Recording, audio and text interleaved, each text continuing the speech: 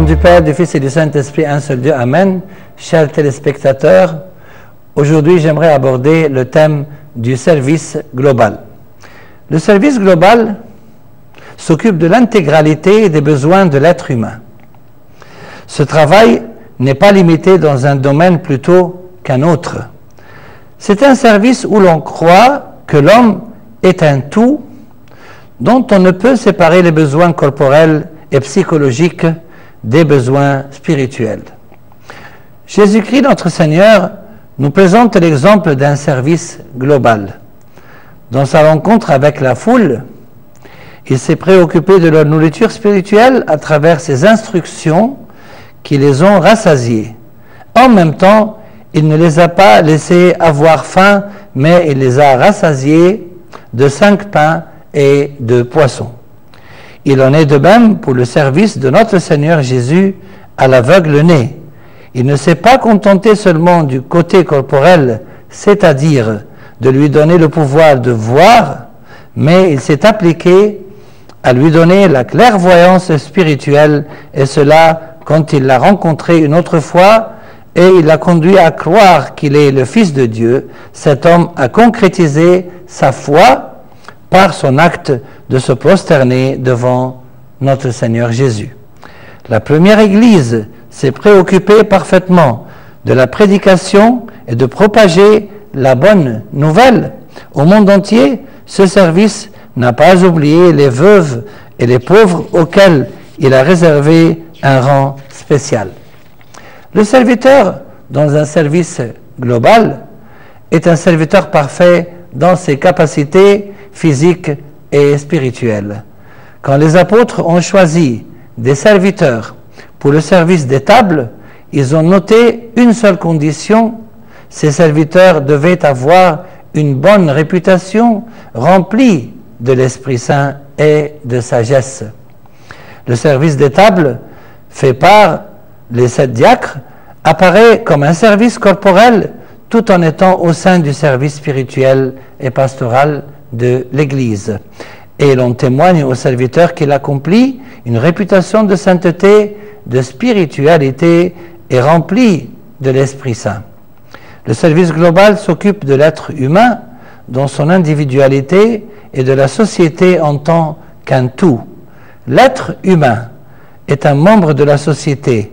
Les mouvements et les changements que la société subit se reflètent sur sa vie ainsi que sur son éternité. Quoique le message du service de l'Église soit le salut de l'être humain et l'éternité de l'homme, il ne se réalise pas complètement sans s'occuper de la société, sans participer à ses douleurs, à ses joies et sans organiser sa vie. Le christianisme présente des commandements qui ordonnent la discipline de l'homme et le conduisent à l'éternité. Et en même temps, il présente des principes généraux qui, s'ils sont appliqués par la société, l'améliorent et participeront à faire dominer la paix et la prospérité. Jésus-Christ, notre Seigneur, a abordé la discipline personnelle de l'être humain par rapport à ses prières, ses jeûnes, ses offrandes et ses relations avec les autres. Il a aussi parlé de quelques problèmes sociaux majeurs qui ont besoin d'un changement global, comme le concept du sabbat, celui du prochain, le regard de la société envers les pécheurs, la fausse dévotion des scribes et des pharisiens. La réforme de la société se réalise par la réforme de l'individu. Mais le rôle de l'individu ne se limite pas à sa propre réforme sans participer avec les autres à la réforme de la société. Les péchés sociaux dominants influencent la vie de l'individu. Le message du christianisme résidant en la libération de l'être humain du joug du péché ne peut jamais se réaliser si le rôle de l'Église se limite à l'attaque des péchés personnels sans s'occuper des péchés sociaux. Selon le concept chrétien, l'Église joue un rôle primordial dans le changement de la discipline de la société dont elle fait partie. Ce rôle est important et nécessaire au témoignage de l'Église pour le Christ devant le monde, ainsi qu'à la réalisation de son rôle en tant que sel de la terre et lumière du monde. Il n'y a pas une séparation entre l'être humain en tant qu'individu et la société qui l'entoure. Les deux forment une unité complète.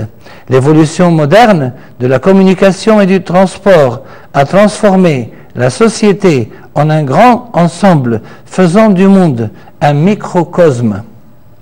C'est la raison pour laquelle les changements mondiaux de la société font partie du rôle du service global, non seulement au niveau de la poursuite et de l'observation, mais aussi au niveau de la coopération des êtres humains et de leur inclination vers leur bien et leur bonheur.